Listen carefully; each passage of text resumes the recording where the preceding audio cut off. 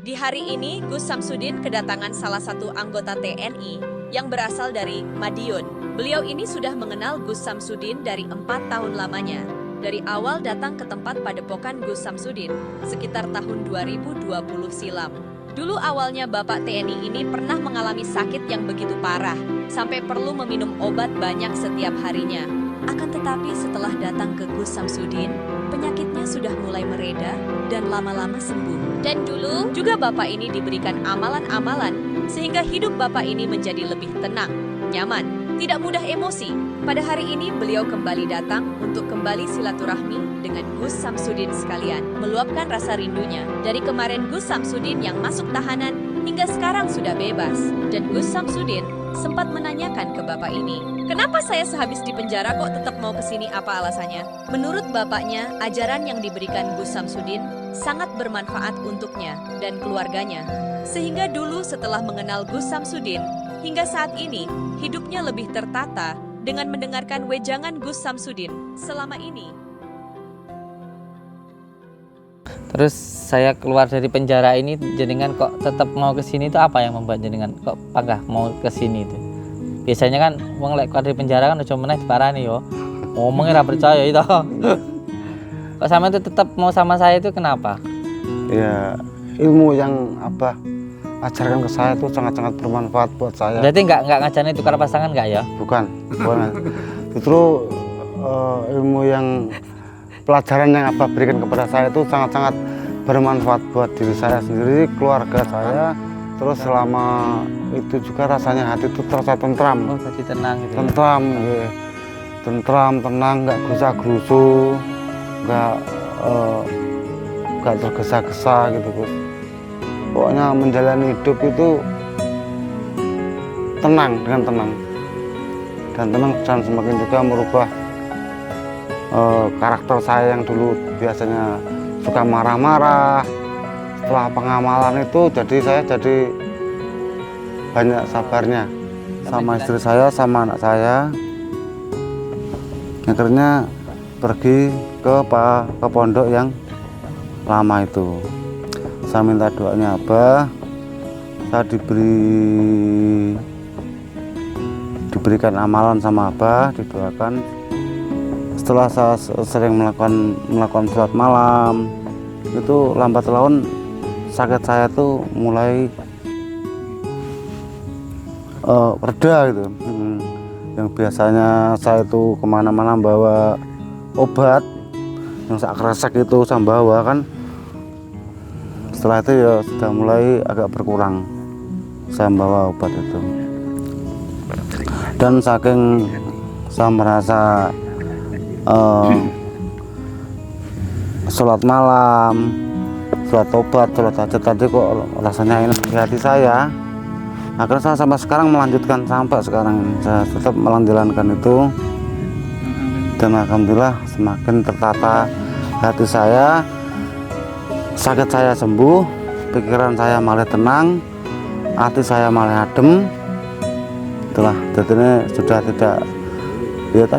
tidak emosian, tidak gerusa-gerusu, tidak gegabah. Pokoknya menjalani hari-hari itu dengan tenang, pikiran tenang.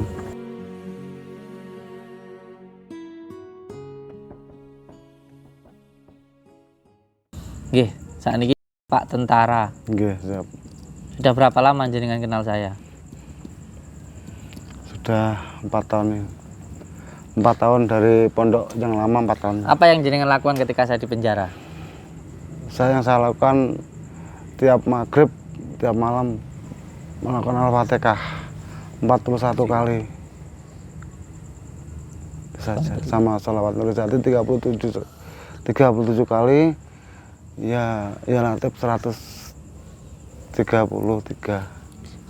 Terus saya keluar dari penjara ini, jenengan kok tetap mau ke sini itu apa yang membuat jenengan kok panggah mau ke sini itu? Biasanya kan wong lek keluar dari penjara kan udah meneh diparani yo. Ngomongnya ora percaya itu. Kok sama itu tetap mau sama saya itu kenapa? Ya karena ya ilmu yang Abah ajarkan ke saya itu sangat-sangat bermanfaat buat saya. Berarti nggak ngajarnya tukar pasangan nggak ya? Bukan. Justru ilmu yang pelajaran yang Abah berikan kepada saya itu sangat-sangat bermanfaat buat diri saya sendiri, keluarga saya, dan orang lain yang merasakan. Bisa saya. Di dalam hati jenengan ketika pertama dapat ijazah dari saya itu rasanya gimana? Rasanya pertama kali saya menjalankan, melaksanakan apa yang Abah ijazahkan, terus selama itu juga rasanya hati itu terasa tentram. Oh, tadi tenang gitu Tentram, ya? nggih. Tentram, tenang, nggak gerusa-gerusu, nggak tergesa-gesa gitu, Gus.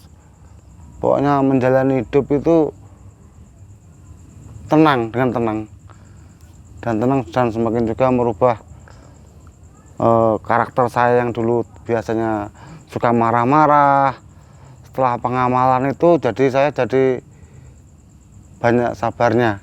Sama jelas nih, ngamalnya itu ngamalnya apa? Saya ngamalkan sholawat Nurijati. Nanti orang bertanya-tanya kan, Nggih. ngamalnya apa? Saya ngamalkan sholawat Nurijati. Iya, salawat Nurijati itu itu adalah karangan dari Syekh Abu Hasan Asy-Syadzili. Iya. Dan Torekoh itu adalah yang pertama menggunakan sholawat. Torekoh itu kalau kita orang Jawa itu bilang tirakat itu loh. Jadi yang pertama orang membaca sholawat itu untuk menumbuhkan mahabbah atau kasih dan sayang. Jadi pada intinya ketika kita membaca sholawat itu supaya kita itu sayang terhadap siapapun dan apapun, termasuk kepada hewan, binatang, tumbuhan, terutama juga ke sesama gitu. Terutama ya kepada orang terdekat dulu lah, istri kita, anak kita, nggak mudah marah, nggak mudah sebel, nggak mudah benci, terus nanti ke tetangga kita, dan akhirnya ya hidupnya tenang, nggak ada kebencian. Karena pada prinsipnya hidupnya gini, kembali seperti tadi saya bilang, kalau kita itu benar-benar senang sama orang, kita itu pasti bisa menyenangkan orang itu. Kalau kita itu benar-benar senang sama orang, nggak ada kebencian, pasti Allah, Tuhan nanti pasti ngasih jalan kita untuk menyenangkan orang itu. Makanya jangan pernah, kalau kamu pengen menyenangkan istrimu, ya jangan pernah ada kebencian sedikit pun ke anakmu, bahkan ke tetanggamu, ke saudaramu gitu. Kalau kamu benar-benar senang ke orang itu, kamu pasti bisa menyenangkan mereka. Dan tadi gerusa-gerusu itu penting nih, yang dimaksud dengan gerusa-gerusu itu maksudnya kita itu harus fokus, tumak ninah itu dalam setiap satu kegiatan itu. Jangan sampai ketika kita sedang ini terus memikirkan itu, sedang itu memikirkan ini itu namanya nggak fokus. Fokus mawon. Ini jangan sampai fokus dulu gitu. Kalau kita sama istri mikirin pekerjaan kan jadi nggak enak nanti kita. Fokus. Tumak ninah. Ngene sholat niku enten ngadeg, berdiri menyaksikan, rukuk niku rukun, lingguh niku nglungguh nih. Ketika kita sujud itu semuanya kita pasrahkan sama Tuhan. Ngoten niku. Berapa tahun jenengan kenal sama saya? 4 tahun, Gus. 4 tahun kenal sama Abah waktu di Pondok Lama. Saya kenal sama Abah dan saya melalui YouTube itu saya mengamalkan apa yang Abah ijazahkan itu. Terus saya belajar sholawat Nurijati, saya mengamalkannya dan dampaknya luar biasa buat diri saya sendiri. Yang utama hati saya semakin tenang, tidak tergesa-gesa, tidak gerusa-gerusu, pokoknya semakin nggak nesuan itu yang saya rasakan. Terus dari situ akhirnya ada satu lagi yang nggak diomongkan tak paling. Mungkin nggak berani ngomong dia. Apa tuh Gus? Nggak berani maksiat lagi ya. tapi nggak berani ngomong dari itu. Biasanya enggak. Ngertos lah Gus. Rahasia. Enggak. Tapi apa ya? Lah ya apa wis konangan lho. Enggak, memang pada kita itu nggak perlu ilmu apa-apa kok, nggak perlu sakti, nggak. Ketika kita bisa merasakan nikmatnya taat, pasti kita itu jadi nggak suka melakukan maksiat. Niku udah hukum alam seperti itu. Jadi ketika seseorang itu kenapa mencari hiburan di hiburan malam, di kafe, di karaoke, karena dia nggak bisa menemukan kebahagiaan, ketenangan di rumahnya. Di rumahnya sendiri itu mungkin sama istrinya nggak cocok, sering cekcok, sampai rumah wis dibentak-bentak, akhirnya dia mencari kebahagiaan di luar. rumah. Jadi mereka itu bukan orang yang senang sih, orang susah. Susah. Makanya ketika jenengan sudah bisa merasakan nikmatnya sholat, bisa merasakan nikmatnya taat, sholawat niku sudah merasa nyaman, ya sampean insya Allah nggak melakukan maksiat. Iya, amin. Saya itu pernah kok dari kedatangan tamu itu bilang kalau intinya dhisik bojoku ayu, cantik. Sekarang kok di mata saya itu menyebalkan gitu. Jengkel nih, pokoknya nggak cantik kayak dulu lah. Akhirnya saya kasih amalan selama 41 hari jangan nonton film porno. Wis HP-mu dalan sik ae nonton TikTok joget-joget malah kamu tuh dengan matamu sering melihat maksiat, kamu tuh nggak akan bisa merasakan cantiknya istrimu, nggak bisa gitu karena sudah terlanjur sering untuk maksiat gitu loh. Pokoknya apapun yang sudah sering digunakan maksiat itu nggak bisa. Itu masuk ke sini. Wis. Makanya saya juga Gara ono HP. ya caranya lah enak ndang delay ngono ae. Lah diwati itu. Itu bisa bosan sendiri kalau saya selama mengamalkan tuh ujuk-ujuk tuh bosan sendiri gini-gini aja. Iya. Bosan dengan sendirinya gitu tuh. Dulu saya juga awalnya namanya kita naluriah seorang laki-laki wajar lah. Tapi setelah saya mengamalkan itu dengan sungguh-sungguh, seperti hal itu seperti ya, biasa saja, nggak sesuatu hal yang istimewa, tidak biasa saja. Gini ya. Ini yang ngomong tentara loh ya. Hati-hati loh. Kamu tentara lagi. Itu saya lakoni. Enggak, makanya itulah luar biasanya yang Abah ini berikan amalan itu luar biasa dampaknya. Mudah-mudahan. Dari cara pola pikir kita jadi kondusif, jadi tertata. Kalau niku memang dari dulu karena memang saya kan nggak sempat ngaji lama gitu. Intinya nggak pernah ngaji.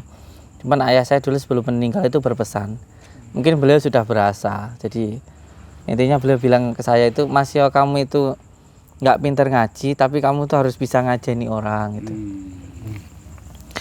Termasuk salah sini ya ngaji rasa ini tadi. Dengan cara kita menghargai, menghormati orang lain seperti itu. Insyaallah. Nggih, matur suwun, tetap semangat. Yang saya minta istiqomah sholawatnya gitu. Termasuk saya bisa bebas sekarang itu pun juga bantuan dari panjenengan semuanya gitu. Dari panjenengan semuanya inilah yang alhamdulillah saya bisa bertahan sampai detik ini. Kayak yang penting sing kula suwun niku tetep dijogo pertama sholate. Sing kaping sampai kaping kalih niku istiqomah sholawate. Dan yang ketiga itu yang paling penting juga berbakti ke orang tua.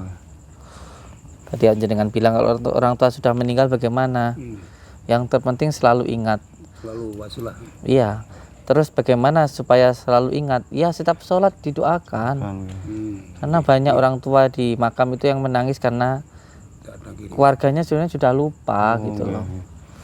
Jadi wong Jawa niku lek gawe pengiling-iling niku nggih penting bagi niku. Bahkan kalau kita orang Islam bukan hanya pengiling-iling setahun sekali, sebulan, enggak, setiap hari, bahkan sehari 5 kali. Kalau saya itu wajib ingat ke orang tua itu.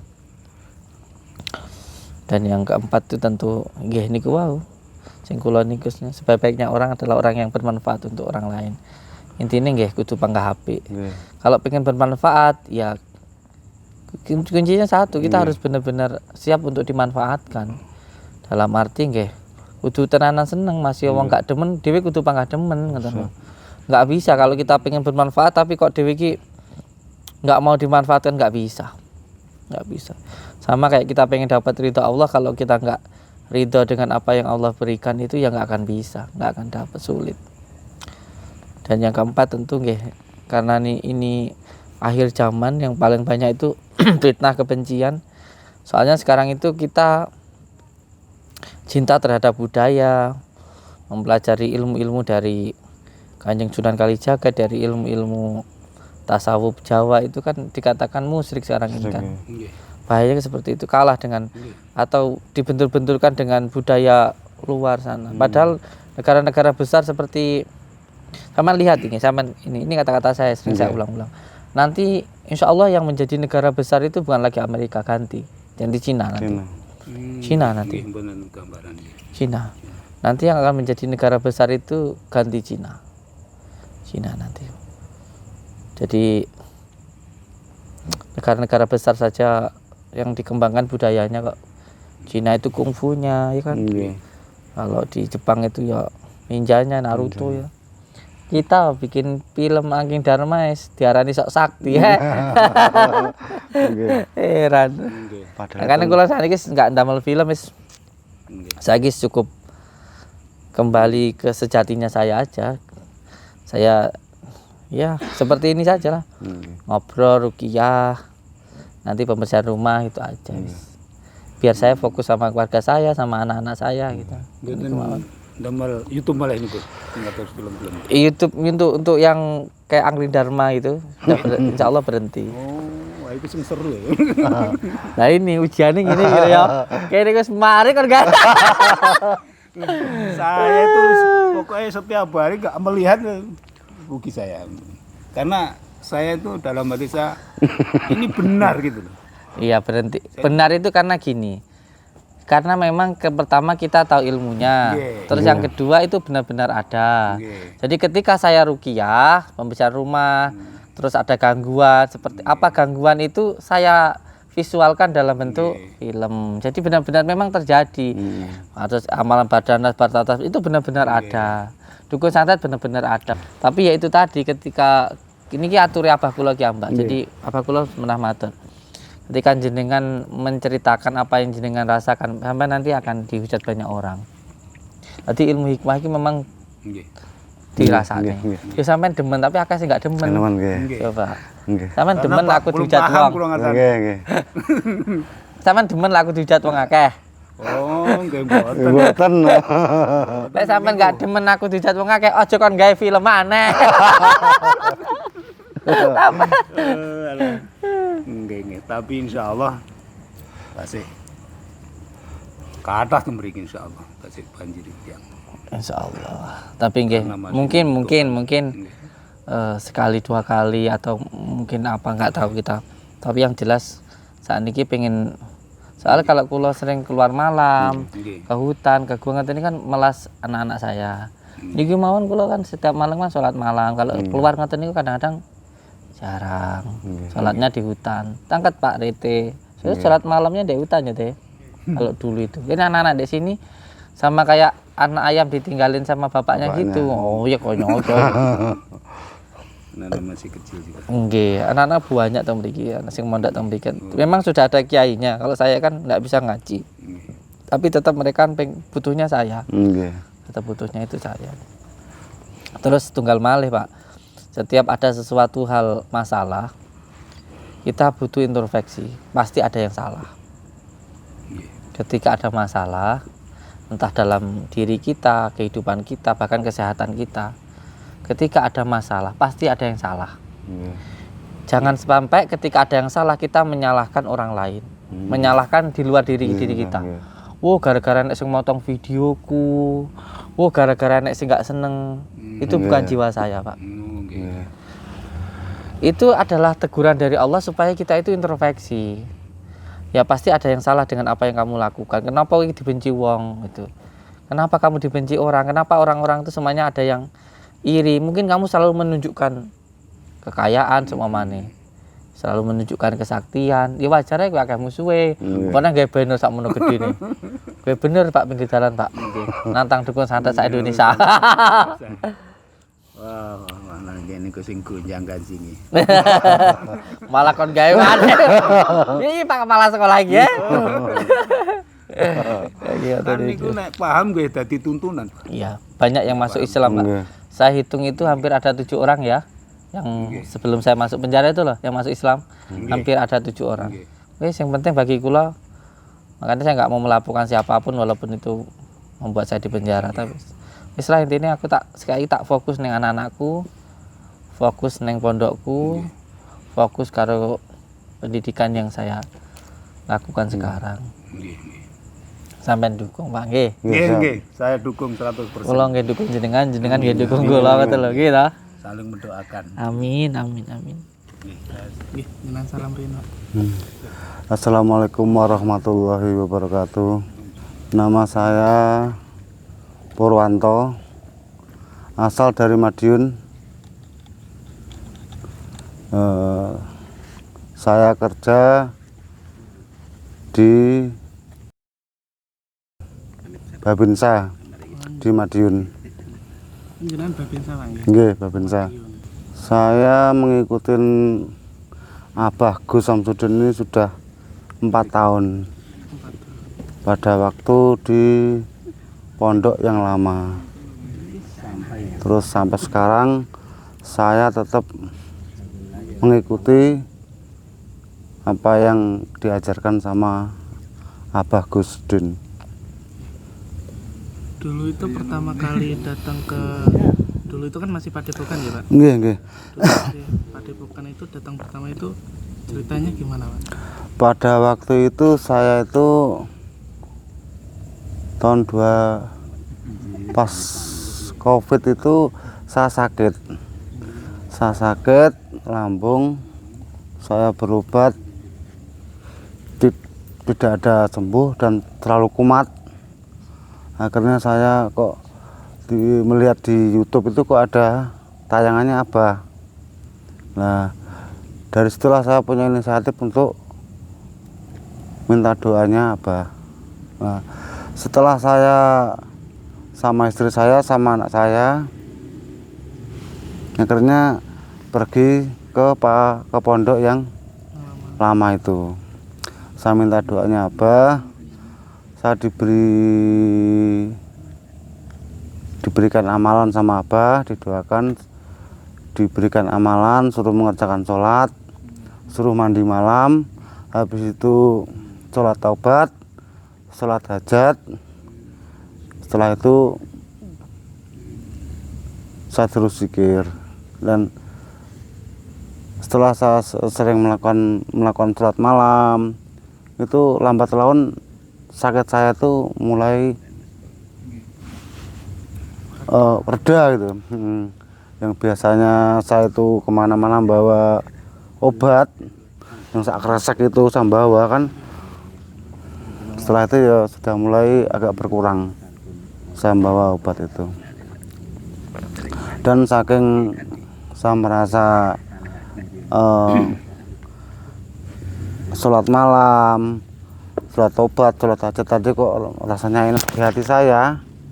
Akhirnya saya sampai sekarang melanjutkan sampai sekarang ini. Saya tetap menjalankan itu. Dan alhamdulillah semakin tertata hati saya. Sakit saya sembuh, pikiran saya malah tenang, hati saya malah adem. Itulah, jadi ini sudah tidak emosian, tidak gerusa-gerusu, tidak gegabah. Pokoknya menjalani hari-hari itu dengan tenang, pikiran tenang. Nah, makanya dari situ saya sampai sekarang senang Dan masih mengamalkan. Karena itu saya anggap baik, karena itu juga tuntunan untuk tuntunan sholat gitu, tuntunan sholat. Untuk sholat malam itu kan nggak semata-mata untuk pengobatan, nggak taunya untuk memperbaiki pola pikir kita dan hati kita. Ditahan itu Gitu.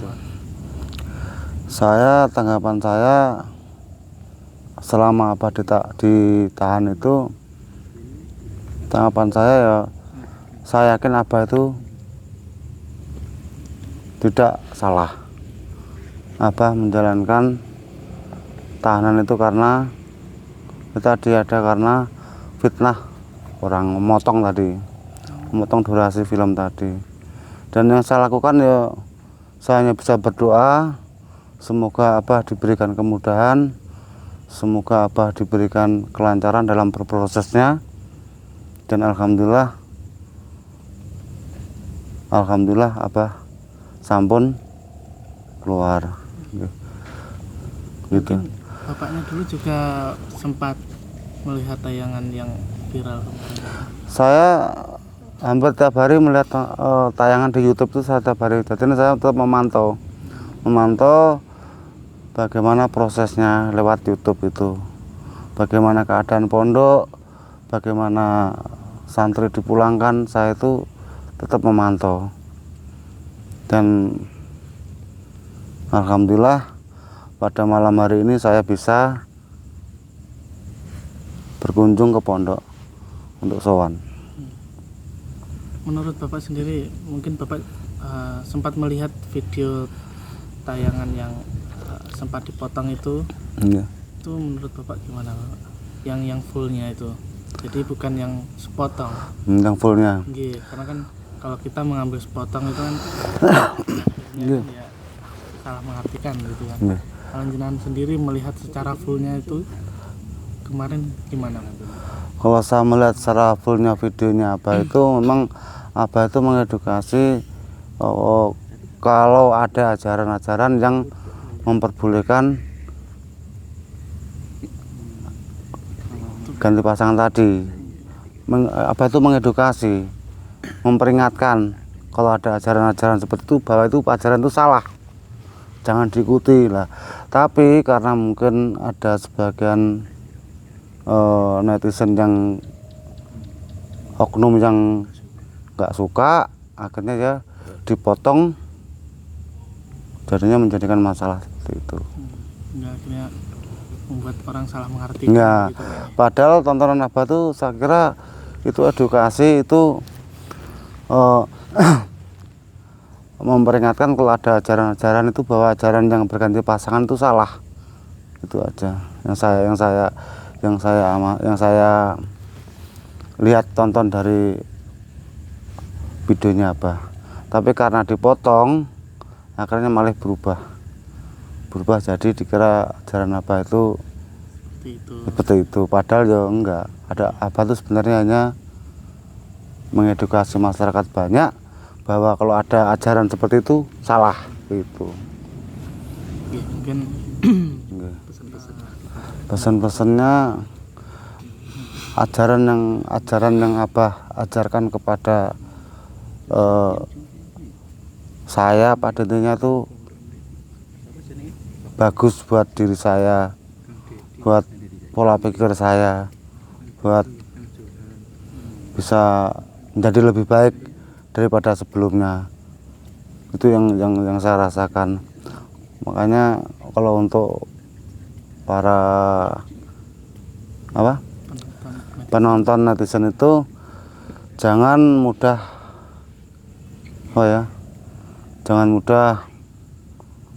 percaya dengan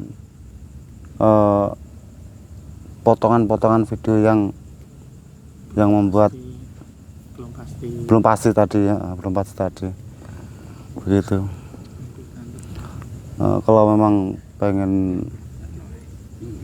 melihat bagaimana ajarannya Abah itu bagus, ya monggo datang untuk merasakan bagaimana ajaran Abah itu memang betul-betul bagus begitu. Ya, mungkin terakhir ada pesan atau doa untuk beliau. Pesan saya ya tetap lanjutkan perjuangan selama itu benar, maju terus pantang mundur, itu aja. Betul. Ya, terima kasih untuk waktunya Pak. Ya. Nggih. Sampun Mas Agus, ada pesannya? Nggih, sampun ngaten Pak. Nggih. Terima kasih. Wassalamualaikum warahmatullahi wabarakatuh. Waalaikumsalam warahmatullahi wabarakatuh.